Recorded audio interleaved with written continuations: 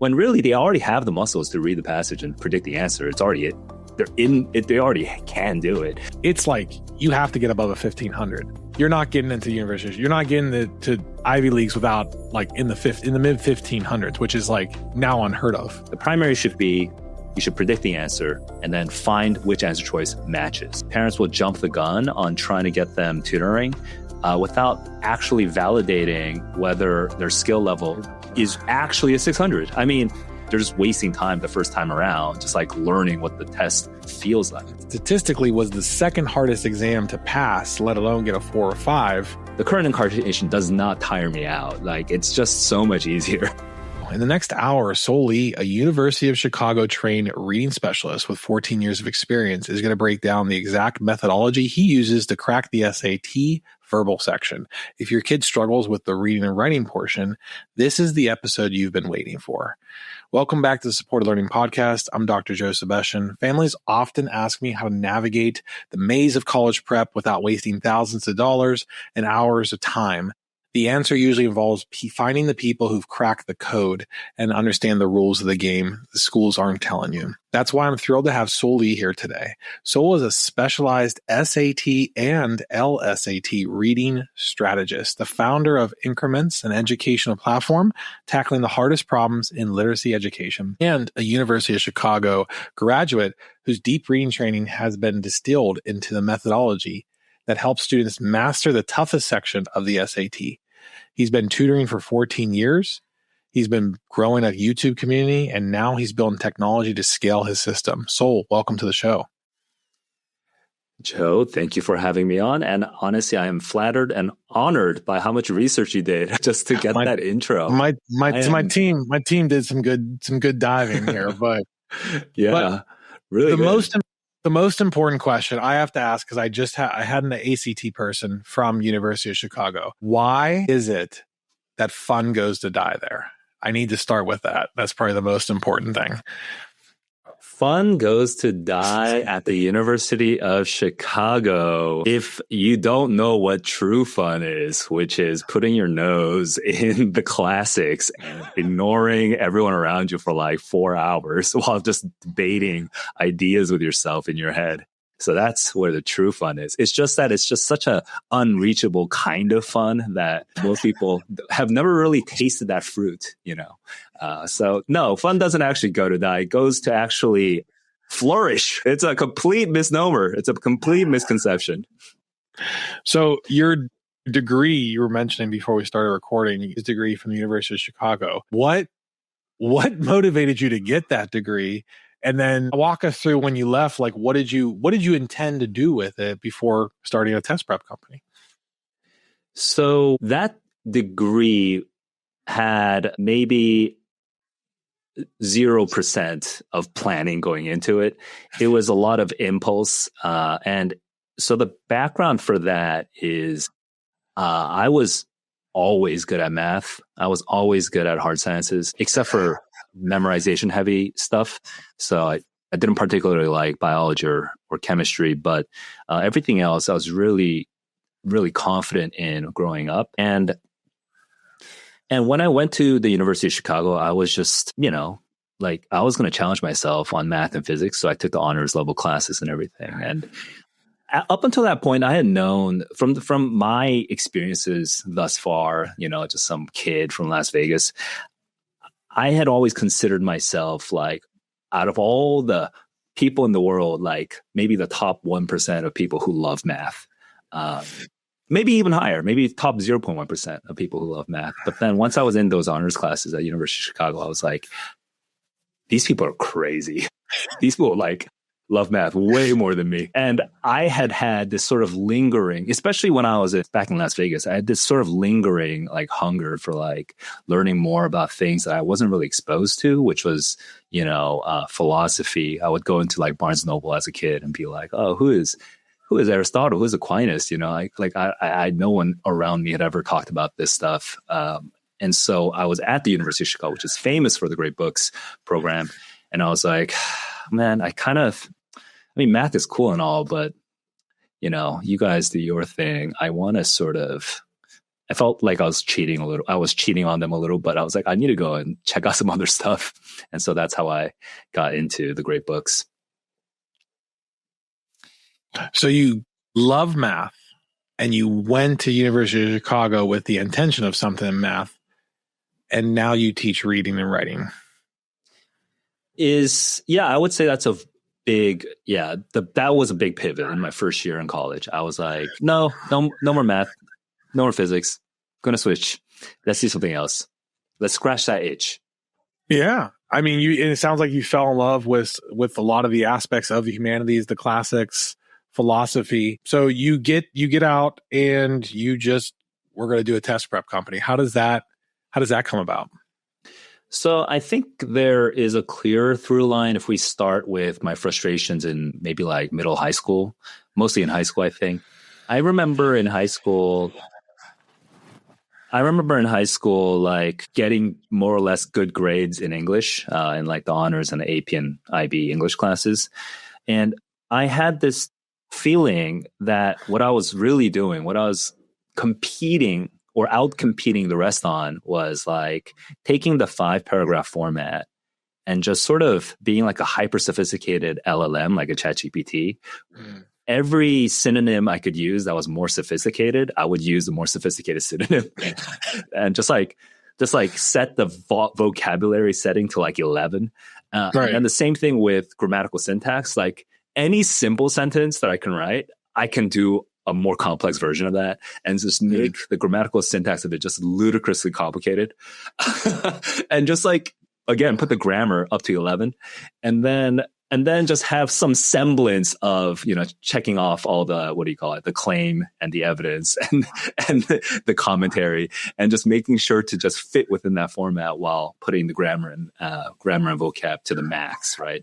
So to me, that felt like not really good, but it was giving me the rewards. I was getting my A's, and I was like, okay, I guess that's what English is. But I never was satisfied by that sort of like my hack for the system of getting the GPA that I wanted. So when I was in Chicago, I, actually, like, this method was proven to be fraudulent, and I had to like relearn a lot of things there. But then after graduating, I went into test prep, more just for practical reasons. I needed to pay off debt. I was in Korea. I had a humanities degree. I want to like relieve myself of the pressure of that debt. So I got into test prep, and then there I started really taking my observations from high school, my lessons from college, and starting to think about like how to start applying that in like especially in one-on-one, where you can do a lot of R&D.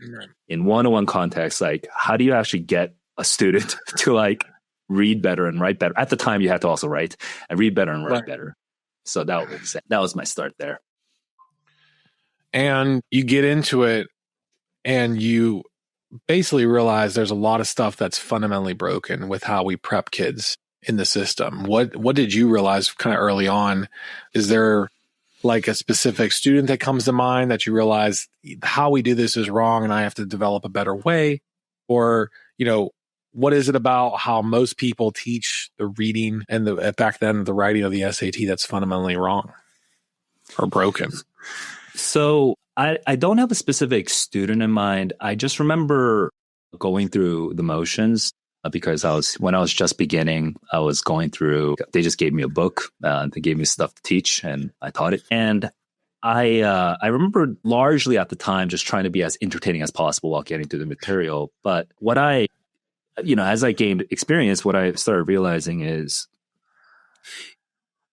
with reading passages on the SAT or any hard test, okay, with reading passages, what we're doing, what the sort of basic script is in these group classes in particular, is you take a passage that's hard and you kind of bullet point it for them. You make it simpler so that they at least understand the moves. And then you take the answer choices. And as a teacher, you already know what the correct answer is, right? And so all you're doing is you're reverse engineering why an answer is right or wrong. And you're explaining it to it from the vantage point of already knowing what is right or wrong. This is, to me, it's like a personal trainer, right? is supposed to make you do like the bench press or like the squat, right? And so you're supposed to be doing it while the personal trainer watches and observes and tries to see where maybe your form is, cracking, where maybe you're like starting to, maybe put some strain on your lower back or whatever, right? And it's supposed to give you cues to kind of help you manage that rep on your own. But actually what I was doing is I was like, well, I know the answer. Let me just make it easy for you guys. And then I would just get on the bench and I would just do the reps for them and then be like, that's how it is. Follow me. And it's not bad. It's not bad per se, because it definitely, I don't know about the American Cram school like systems, but in Korea, like if you do the reps for them and if you do it in an entertaining enough way where they pay attention in class, and if you just shove like 12, 24, 36 practice tests down their throats, they will get better on average. The median student will get better.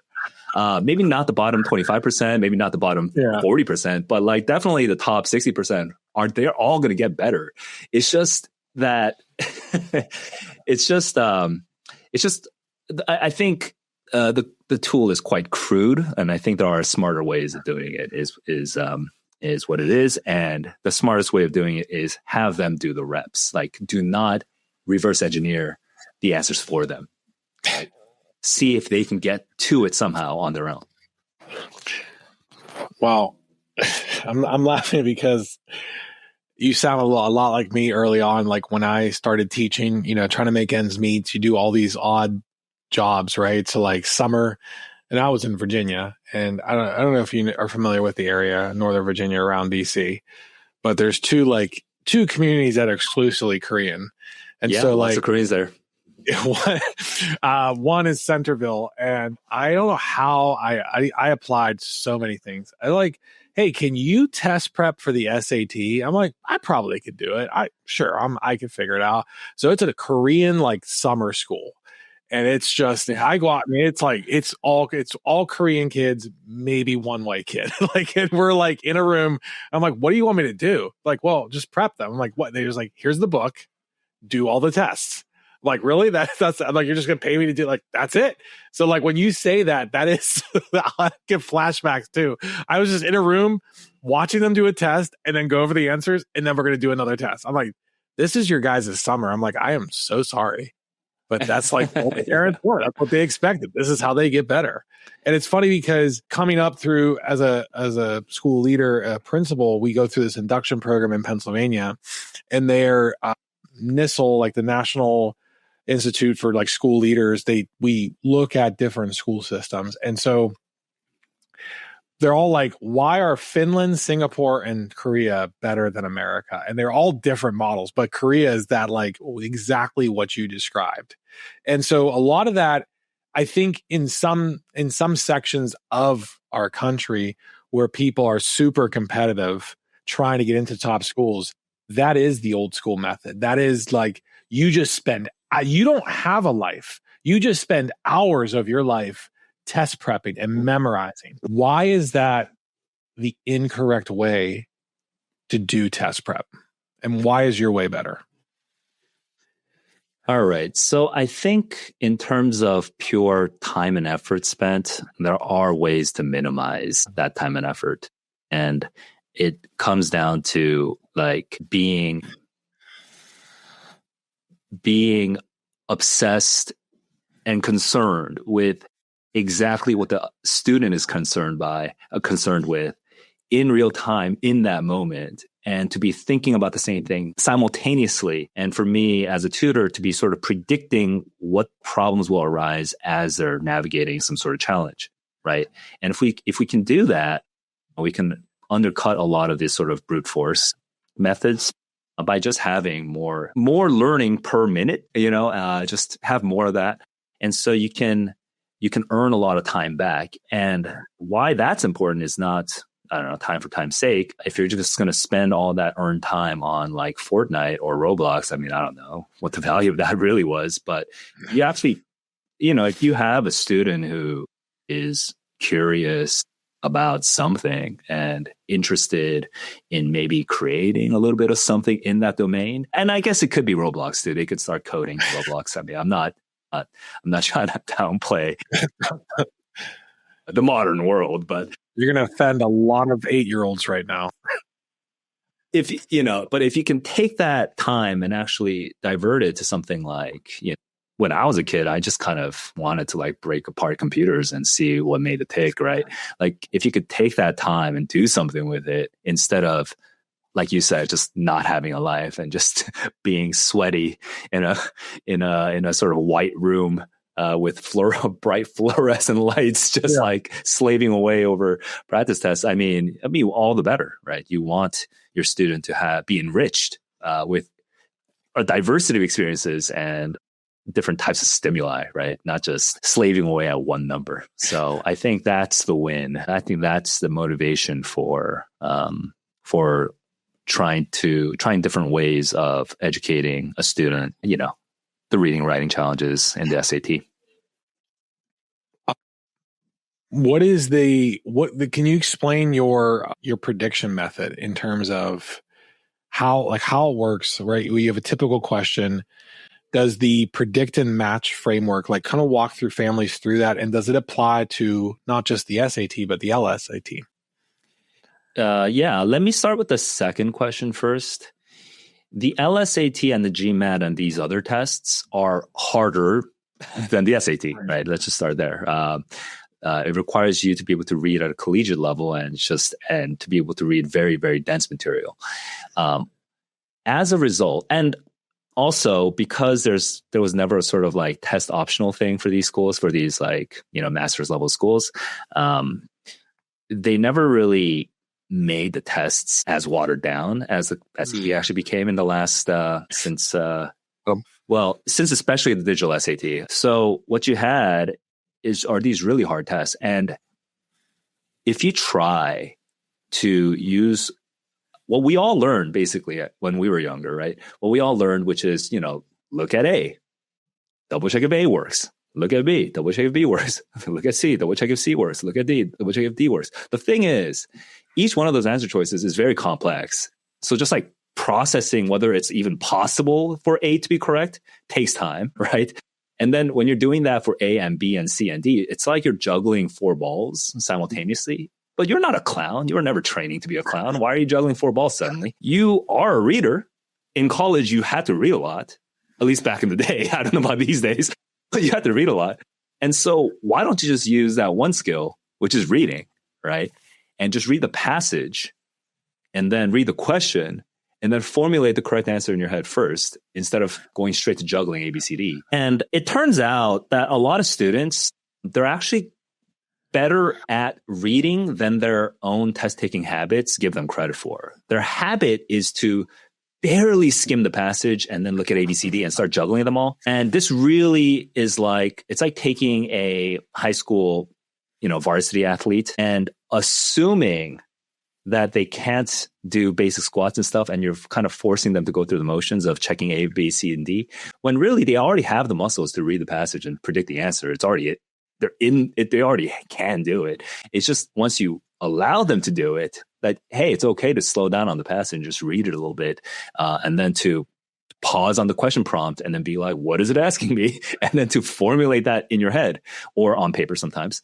And then once you formulate it, A, B, C, D becomes obvious. It becomes trivial. You're like, oh, B, C, and D are just wrong. Like you don't even need to slowly process it. A is clearly the correct answer, and you just jump straight to it. The process elimination is not something you should avoid. You should use process elimination. It's not like a villain, but I think it's more of a secondary tool, not the primary. The primary should be, you should predict the answer and then find which answer choice matches. And practically what that means is, does that mean you spend 30 seconds on the passage and 90 on the answer choices? Or does that mean you spend 90 seconds on the passage and 15 seconds on the answer choices? You actually save time. You actually save time if you just predict the match in a lot of cases. So let's talk that. You mentioned something really, really interesting, because the SAT got watered down, in your opinion. or in real life? You're saying it got watered down, or did schools also move in that direction, like overinflated scores? Yeah, I maybe I was more spicy than I intended. No, I mean, I can't, yeah, but I can't pretend that I don't believe that though. Well, real quick before you answer that, what did you get on your SAT to get in the University of Chicago? So I was taking the 2400 SAT. I was one of the first cohorts. So there was a separate, there was math, and then there was reading, and then there was writing. So I got 800 on math, 800 on reading, and I didn't know grammar, so I got 700 on writing. Okay. But I mean, because like right now, I'm sure you work with similar students. It's like you have to get above a 1500. You're not getting into universities. You're not getting to Ivy Leagues without like in the mid 1500s, which is like now unheard of. That there's such high. So, and we're seeing those scores. So you're saying it got watered down. Yeah, I cannot talk about the statistical wizardry that is making that possible. Where at a personal level, it does seem like there's quite a bit of score inflation. I felt like, an 800 or even a 790, which is crazy. It was crazy back in the day. But maybe, I don't know, maybe it's psychological. Maybe it's just because I'm in the industry that I'm seeing so many more 800s and 790s and 780s. Sure. But so I don't want to, I'm sure the College Board is doing, their thing to make sure that the scores are being normalized or whatever. But when I say got watered down, I really just mean the test itself, like the questions itself. Basically the metric is when I solve an older SAT test, how tired am I compared to when I'm solving the current incarnation? And the current incarnation does not tire me out. Like, it's just so much easier just to finish that one test. And part of that is, is maybe things that could be kind of relatively irrelevant, I guess. But is it really?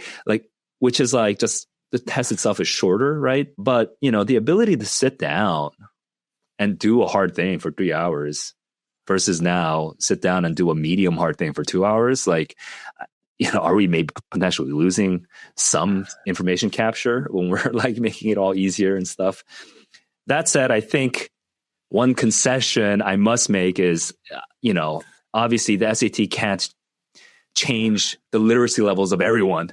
That's crazy. And there is a literacy, I don't want to say pandemic. That sounds like I'm just trying to accurate. Yeah. There is a crisis though, right? Literacy, we're having problems with literacy nationally and internationally. Obviously if the actual ability levels of students is dropping, then the measurements may also have to accommodate. But yeah, it does feel watered down. This is probably 10 years old now, but there's more kids getting A's in Harvard that there's ever been before. I forget, there was a report like this. So we have great inflation, and we have everyone is amazing. You're fine. You're smarter than you, but we can't read and we can't think critically. And so just so you know, 2023 was a seminal moment for us in test prep because it was kind of when we really started having kids through the program. And AP US History statistically was the second hardest exam to pass, let alone get a 4 or 5 outside of AP Physics. And I have AP readers that work for me and inside as tutors as well. And so it was a retired US History teacher, College Board's they're hey, we're making some changes in how we're going to grade this, and that it's not because of dual enrollment, which means it's because of dual enrollment in college and high school, but we're easing up on how we grade the LEQ. We're easing up how we grade the DB.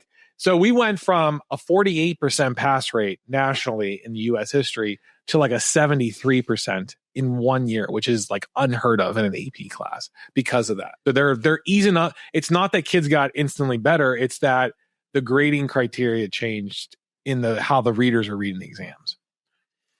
Yeah, that seems like a little different from actually what's happening on the SAT, but to your point, I think there is basically no incentive at any level in the structure to deflate someone's grade. every middle school would ideally want some of their kids to go to like a good like private high school if possible. Every high school wants their students to also go to like a good, name brand university college. Every college wants their students to go off and, get their consulting gigs and whatnot. And so at every level in the stack, like if any given agent, any given actor is like, should I give him a B or a C? Like every incentive is pointing towards B. Like give them the B. Like it's just way less friction. Just give them the B. And then same thing with the College Board, which is like a meta layer on top. Just give them a little bit more. Just make it a little easier and kind of shunt the responsibility a little further down the line to the next layer, right? And then it's only when these students have to go out and actually make money where you're like, okay, well, maybe, I've been sort of pumped up this whole time, but now I have to actually like prove my capabilities. And then now we're using AI to help with the interviews. So I don't know. I don't know what's going to happen there with the job market, but we're just like pushing the responsibility just further and further down the line. And I don't know. I don't know what the answer to that is. Yeah, I don't know either. I think we're sowing the seeds of our own destruction before even AI has the opportunity to do it. Because and I said, and this we'll maybe have to rephrase this on the podcast, but I've been out of teaching now for almost 10 years. But even one of my 7 years of teaching from 2012 to 2016, I said the non-politically correct thing. I'm like, I think the kids are getting dumber. But like my first year teaching, I taught IB history, right? And it's all writing. I had to become a writing teacher. I had to become a history teacher that teaches writing, which is not really something I knew how to do at the time. But my first year, the kids actually knew how to write a well-structured essay. By the time I got to that fourth year of teaching it, like, can you write a topic sentence? Like, do you even know how to like make an assertion? And so I think the standardization movement, the move away from literacy-based assessments, I actually, not to brag, I spoke at the American Historical Association at a conference. One of my speaking series was like, move to literacy-based assessments. They're a pain in the butt to grade, but boy, do they tell you more about your teachers. And looking back on my education now in high school, I don't even know how this curriculum was, but we had basically my 10th grade year was all in the Civil War. But that teacher, all he gave us was essays. And not that I was great at writing them, but you got the content through that literacy. And I'm a big believer in it. And it's like, now we have more tools than ever to make it easier to grade, to give feedback, and there's less literacy-based assessments. And so I think that's what we're both experiencing, that matriculation. Yeah. I would say there are people who have done a lot more research on this, on early literacy education than I have. So I'm going to defer to the sort of the nerds that are into the research there. But, the phonics, just the basics, just phonics, and not like aping that what you're reading by just listening to cues from your teacher and kind of just like copying what they said, but like kind of putting a spin on it, but actually just reading the thing in front of you, right? like there's some sort of fundamental disconnect, or maybe multiple disconnects that are happening early on, and we're just seeing a lot of those effects. I mean, as a SAT teacher, I'm just seeing the effects of that downstream.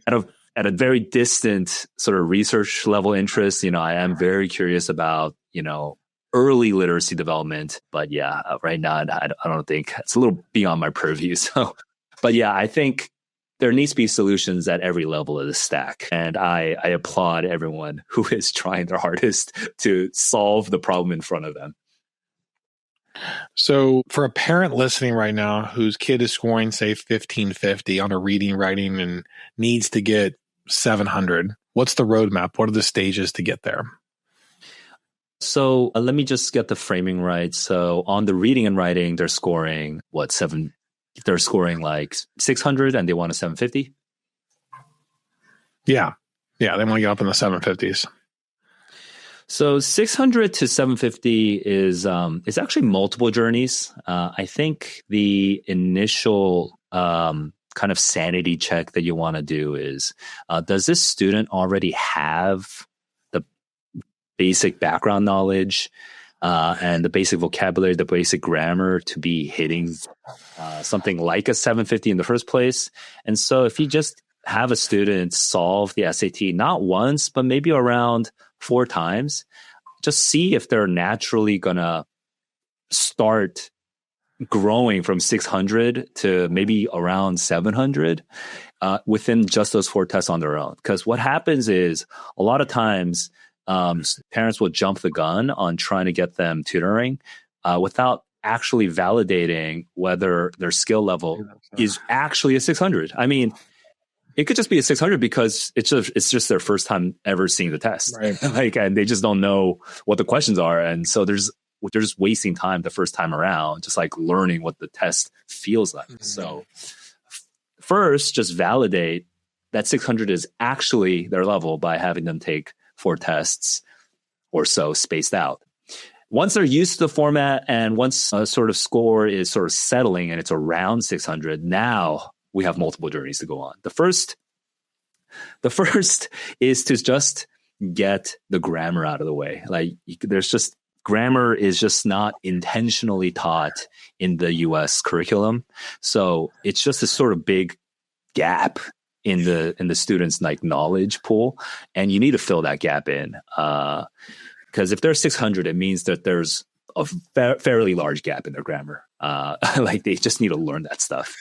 So fill that in, and you can use various curricular materials for this. There's a lot of resources out there, and so get them to a point where they're solid on the grammar level questions, because those are pretty much, once you know the patterns, once you know how to apply them, you should be good. Then the second journey is then to start taking, if you could take out of the SAT and if you could filter out all the questions that would be rated 700 difficulty or higher. So basically any question that would be rated as a difficulty between 700 and 800, filter all of those out and focus on all the reading questions, the non-grammar reading questions that are 700 and below. What you want to do with this is you want them to be able to predict the correct answer for every single question type without looking at answers. Okay. And if they're relying on process elimination to get the correct answer for these 700 level and below questions, then that's like being happy that you can shoot a basketball into the hoop by bouncing it like off the backboard, when you should be aiming for the swish, right? You should be aiming for like a clean connect. Like, I read the passage, I know the answer. Oh, you reveal the answer choices. I see it. I see the answer right there, right? You want that feeling, and you want to really train that feeling in that student, because it's exciting. It's actually quite exciting to be able to totally circumvent the arduous, the strenuous, just the tiring process of reading A and double checking all parts of A, reading B, double checking all parts of B, right? You can circumvent it all together, and you can just be like, oh, that's the answer, right? And you want that over and over and over. You want to train that on all the questions that are 700 level and below, because those are the ones that are relatively predictable. And then the third and final journey, is from the 700 to the 750. That gets a little bit more complicated because now you have to use multiple skills. Like all the skills that you've developed so far, you need to start being able to orchestrate like the triggering of the skills at the right time and sort of sequence, like layer multiple skills. So it's not just like we're not working with one ingredient anymore. You're going to have to do multiple different things at the same time. So that gets pretty that gets a little, like, students are pretty different from each other once they're above the 700 level. Some of them are still worse on grammar than you would expect. Some of them are just haven't done a lot of reading at school. So some of them, they just don't know like enough biology terminology, and some of them, or maybe they just don't know enough like economics terminology. So it is a little bit more, the plan is a little bit more custom from 700 on, but if your student is overall a very good student at school, they've read a lot, or they've read as much as they should have read at school, and they're able to predict the answers for all the 700 level questions and below, then mostly it's just test taking mechanics and repeated practice that'll get them best of 50. And what I mean by test taking mechanics is, does your student fall into this spiral where if they cannot predict the answer and they look at ABCD and they can't find a match, and then they go into process elimination and do A and B and C and D, and they still are not satisfied, do they start spiraling and do they start kind of like fragmenting their thoughts where out of panic, they'll do what they think is good, which is like increase the speed of their eye flickers, right? Where they're just like moving their eyes faster and faster. But really all that's doing is like kind of catching random words here and there from B. Oh, there's a word from B, there's a word from D, there's a word from the passage, and they're just like going in circles over and over. So this spiraling is quite actually anyone I feel like who's taken a test and remembers that experience probably remembers this experience of like rushing to try to find any answer. So you want to win that psychological game and figure out how to get them to not spiral, what to do instead. And so these are what I call test taking mechanics. And so, if they have the background knowledge, they have the vocab, they have the grammar, they can predict the answers to the 700 level questions. After that, it's mostly test taking mechanics and just like getting more comfortable with managing the test part of the test. So you're building an app right now? Are you transitioning away from one-on-one? No, I am not transitioning away from one-on-one. And yes, I am building an app. And the way that the two kind of relate to each other is I want my group classes to be able to have something resembling the experience that I'm able to provide to my one-on-one students. And with software, even without AI, you can actually replicate a lot of the moves that are happening in a tutoring session at the individual level for motivated students who may not be able to afford, bespoke one-on-one tutoring. Yeah. So that is the initial motivation there. I do think, not all students will be like software certainly cannot replace certain aspects of the human experience, the human tutoring experience. Like there will be some kinds of students for which the software version of tutoring will never really be enough, and some of the students that I'm really thinking about are kids like maybe kids who struggle with like motivation. And so they just need to hear more stories, students who are maybe undiagnosed ADHD and have trouble with like just like anything requiring attention, like reading a boring passage for like 3 minutes or more. Right. So, software may not be able to help in the same way that a human tutor can help. But I do think for a large number of students, you can actually replicate a lot of this tutoring experience with software. And that comes down to just those little micro moves that happen within a tutoring session that you can't really provide for a group class. A group class, I'm more of an entertainer. I'm an entertainer that's following a script that I know will be good for them. But in a one-on-one tutoring session, I've talked very little. I try to aim to have my students talk maybe 80% of the time in a one-on-one tutoring session. So with software, it's not them talking so much; it's more them interacting and writing. Yeah.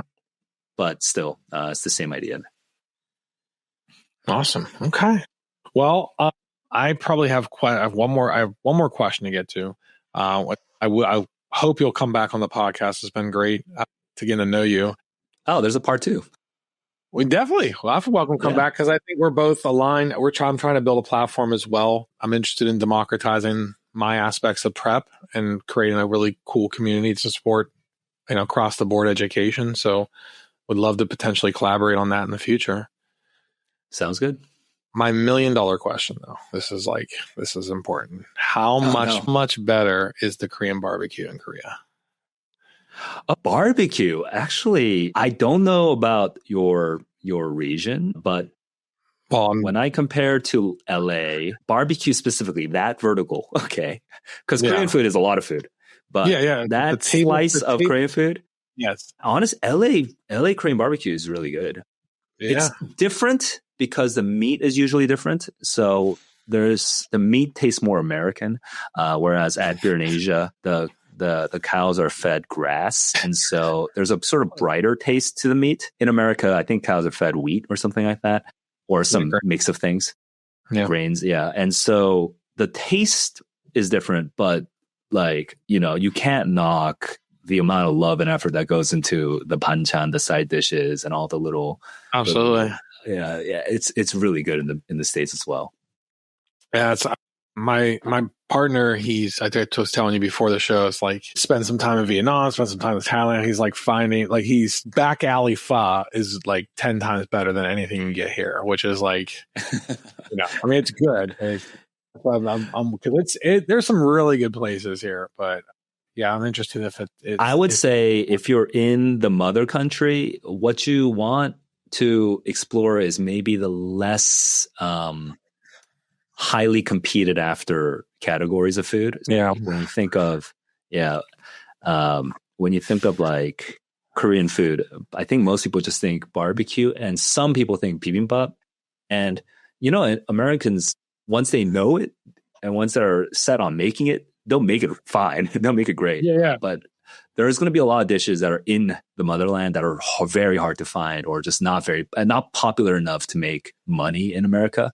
And so those are the dishes that I would actually nudge you towards. Okay. Well, I'll have to hit you up for that, because I'm all into the exploring the different cuisines. So it's been a pleasure to have you here. If people are listening and they're like, man, my kid needs help on the reading and writing, it sounds like this guy, or even the LSAT, where they need help, and where can they find more about you? So you guys, thanks for that. Anyone can just email me, saul@increments.me, or I should probably just update my LinkedIn because I haven't touched it. You have a website? Touched it in a decade. And I have a website called learn.increments.me. Increments, INCREMENTS.me. We'll put all of those links in the show notes, and we'll put them on the YouTube description so people can find more out about you. All right. Joe, thank you so much for your time. So thank you. Enjoy your day since you're just beginning there. And we'll hopefully connect in the future.